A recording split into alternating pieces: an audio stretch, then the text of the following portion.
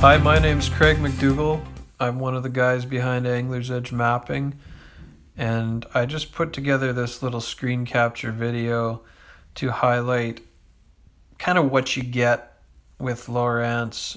I think there's a lot of uncertainty and a little bit of misinformation going around about the quality of these sonars, so I just thought I'd throw this together just to give you a visual. So what I'm doing here actually is I'm streaming the screen on my HDS9 Carbon to my iPhone, and then I'm recording it from there. Screen capture video. So all the modern Lowrances, Elite TI and above, so Elite TI, HDS Gen 3, HDS Carbon, have wireless connectivity and allow you to stream essentially what you're seeing on the screen. And it's pretty cool. You can record stuff, and it gives you probably a better perspective than you could even capture with a professional video camera looking at the screen in the boat, just due to glare and resolution and all that sort of stuff. The colors don't reproduce perfectly, so some of the resolution or your ability to see things in the down scan isn't quite as good on the phone as it is on the HDS Carbon, but it's pretty close. Same thing with the colors on our maps, the AEM maps, which is shown in the bottom right panel. They don't reproduce perfectly on the phone, but pretty close. So yeah, I've got my down scan set up on the left, my traditional 2D sonar, and that's with an Airmar TM150 transducer operating at 150 kilohertz in the top right, and then I've got the AEM maps in the bottom right, menus on the right hand side of the screen. HDS9 Carbon is a touchscreen unit, and once you've used touchscreen, trust me, you're never going back to button, so keep that in mind. There's a fish on the screen there, and actually if I recall correctly, what's going to happen here is I'm going to use this feature that Lowrance has called track back. The fish is gone out of the picture, but with Lowrance you can essentially reverse, go back in time and mark that fish. So that's what I'm doing here. I'm putting a waypoint on that fish, come back to him later. And now I'm trolling around here, and we're basically in the start of September. This video was recorded last week, and we're getting into what we call sonar season, and the bass are no longer tight to shore. They're often spending most of their time offshore, so we're doing a little bit of casting around and trolling around, and then once we find them deep, we like to jig them essentially. Lots of bass guys know this, of course, pretty common pattern. So on the down scan there, you can actually see a whole bunch of bait fish hanging off the edge of that pronounced piece of structure with boulders on top of it. So I'm gonna get out the waypoint again and mark these fish. I mark a ton of fish when I'm fishing.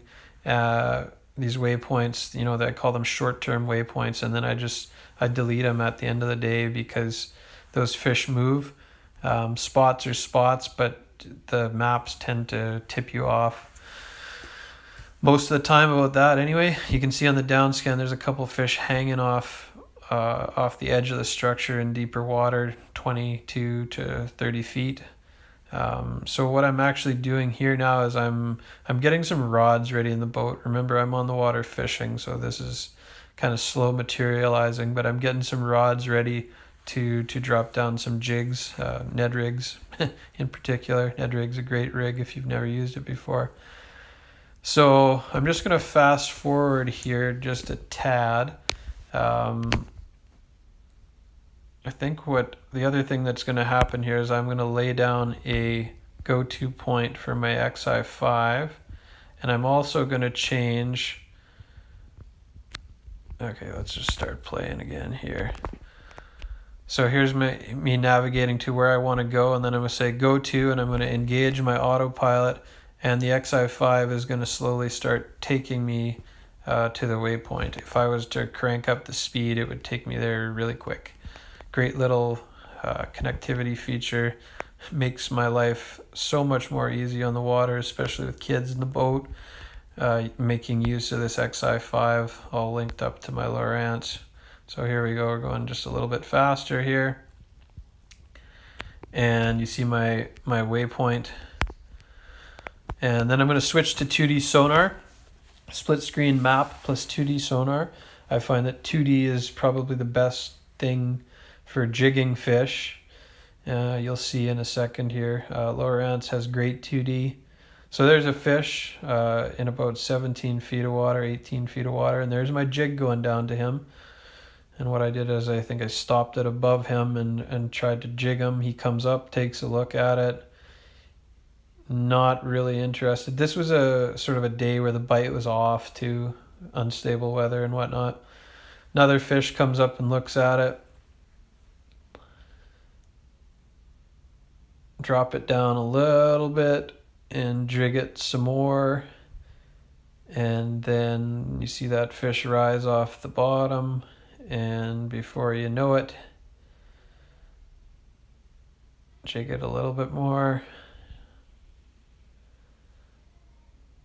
Bang. Okay, so now that fish is on. He's fighting me in the water column, and what you see in there is sort of the disturbance he's causing, air bubbles and whatnot.